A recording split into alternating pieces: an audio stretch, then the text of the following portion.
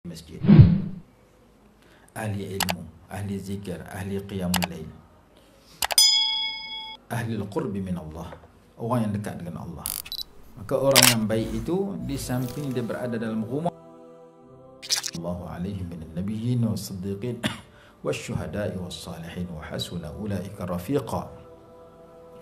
Wasyuhada' was-salihin, dan doa Nabi, seorang Nabi yang lain berdoa, tawaffani musliman wa alhiqni bis-salihin, matikan daku sebagai orang yang muslim dan sertakan daku dengan orang yang baik, orang yang soleh. Kita ingin supaya mati besok kita ditempatkan bersama orang yang baik, maka di dunia kita cari orang-orang baik untuk kita dampingi, cari guru yang baik untuk kita belajar, cari kawan yang baik untuk kita berkawan, cari lelaki dan perempuan yang baik untuk dikahwini oleh orang yang nak berkahwin, cari teman-teman yang baik untuk kita bincang dalam grup-grup WhatsApp yang kita miliki, cari suasana-suasana yang baik, as-suhbatus salihah, al-bi'atus salihah, supaya kita penghujung kita dapat bersama dengan orang-orang yang baik. Jadi di antara keperluan semua orang, tak kira dia raja, tak kira dia menteri, tak kira dia rakyat, tak kira dia orang kaya, tak kira orang miskin, antara perkara yang amat penting ialah suhbatus salihin, mendampingi orang-orang yang baik. Kalau tidak, dia lupa lalai. Dia duduk dalam istana dia seronok, dia lupa ada lebih baik pada istana dia, iaitu rumah Allah. Dia duduk dalam pejabat dia, ibu pejabat dia berasa lega, hari-hari boleh pergi pejabat. Dia lupa ada tempat lebih baik daripada pejabat dia, itu rumah Allah.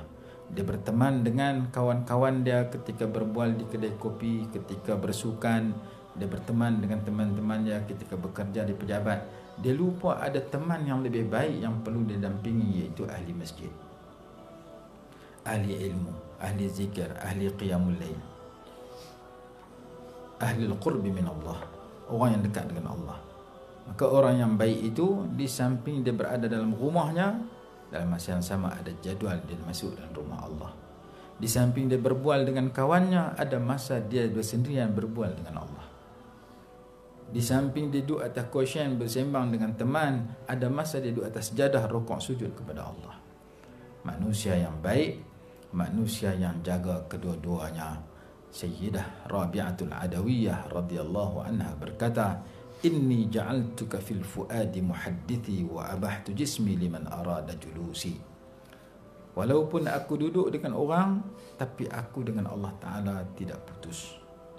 Inni ja'altuka fil fuadi muhaddithi, aku jadikan engkau wahai Allah tempat daku berbual dalam hatiku. Aku tetap berzikir kepada engkau dalam hatiku, walaupun lidah aku, tubuh badan aku berhadapan dan bergaul dengan orang ramai. Kami, Nur Family, ingin membuka peluang kepada anda untuk berinfak.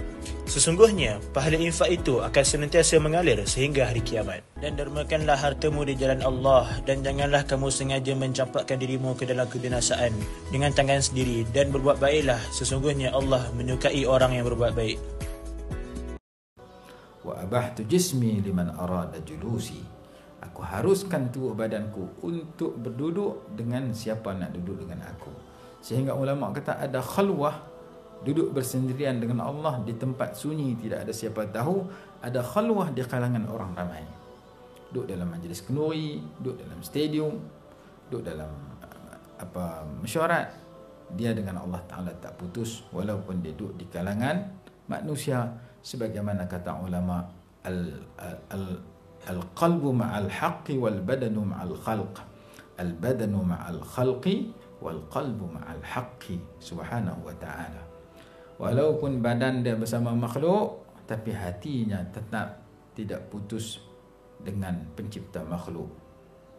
Nabi SAW sendiri bersabda, namat aynaya wa la yanamu qalbi, mata aku tidur, hati aku tidak tidur. Nabi SAW siang ketika jaga, ketika tidur, baginda mengingat kepada Allah. Orang yang hampir pada Allah, mereka banyak mengingat Allah, walaupun tidak mereka banyak mengingat Allah sebagaimana firman Allah, ya ayyuhalladzina amanu dzkurullaha dzikran katsira. Dzkurullaha dzikran katsira. Dzikran katsira, mereka banyak mengingati Allah Subhanahu wa taala ketika sendirian, ketika di hadapan orang ramai, ketika tubuh badan mereka berada dengan manusia, tapi hati mereka, lidah mereka tidak lupa untuk mengingati pencipta manusia.